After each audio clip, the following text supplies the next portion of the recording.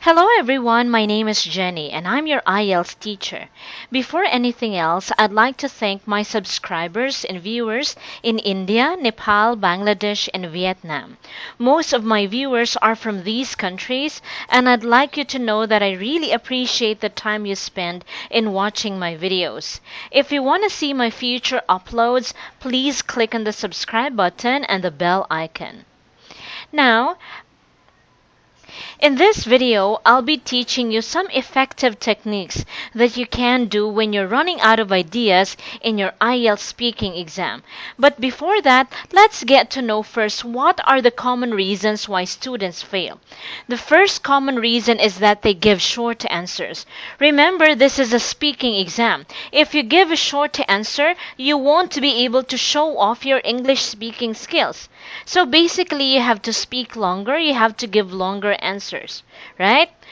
The second reason is not speaking fluently. So if you don't speak fluently, it actually entails a lot of issues.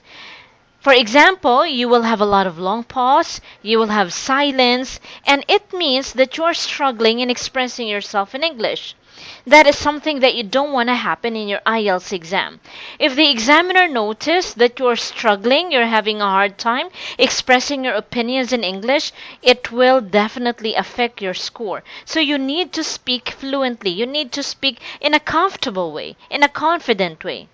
Number 3 is that you don't have enough ideas about the question or topic, and that's actually very common.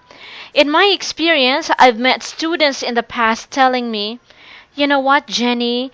If you ask me that question in my own language, I won't be able to answer that in my own language. I will have a hard time answering that question. What more in English?" And that's actually very common among young students because they are inexperienced, they don't have any work experience yet. Okay?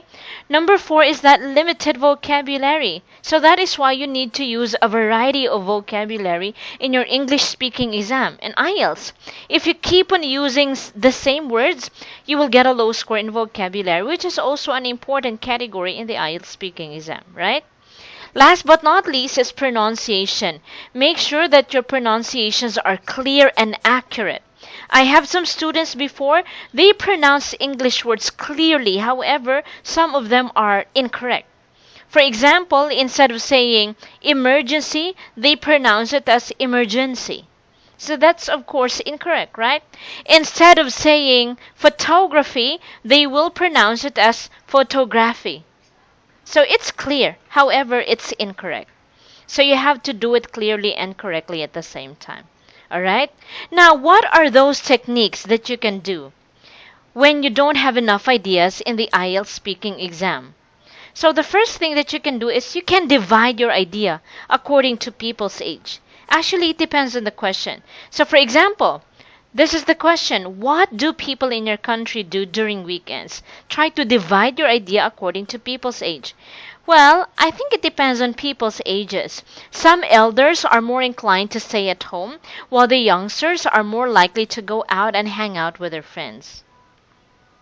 So in this sample answer, I've divided it according to people's age. First, I talk about the elders, and then I talk about the youngsters. Remember, this is only part 1. So in part 1, 2 to 3 sentences are enough. You don't really want to give a very long answer in part 1. Okay?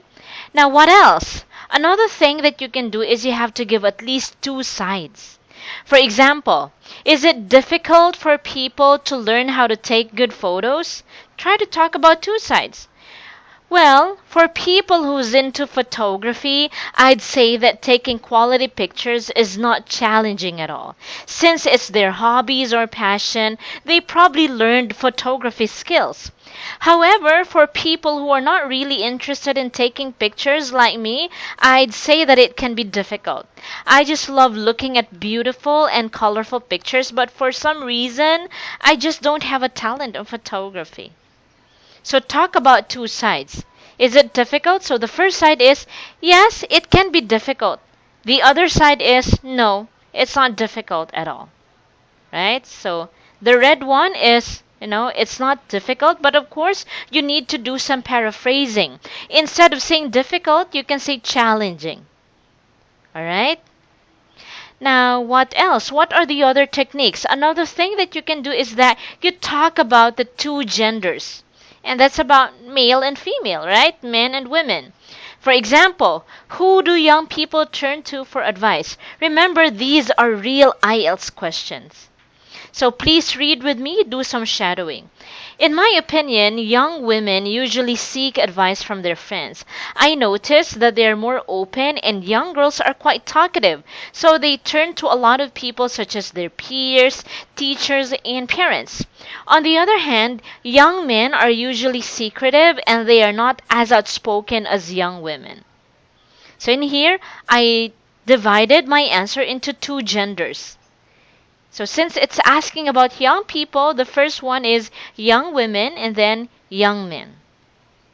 Okay? So take note when you take the IELTS exam, there is no right or wrong answer. Any ideas are fine as long as your answers are logical, they are sensible, and they are coherent.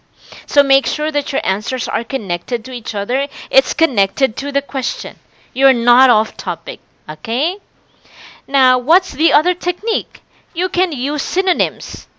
So what is synonyms? Synonyms are words with same meaning. Example, beautiful.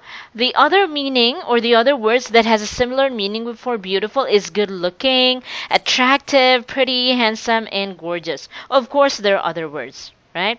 For example, I love Julia Roberts because she's such a pretty woman. For some reason, I think that she has a very attractive personality too. I read a lot about her and I think she's beautiful inside and out. She's so gorgeous, especially her smile.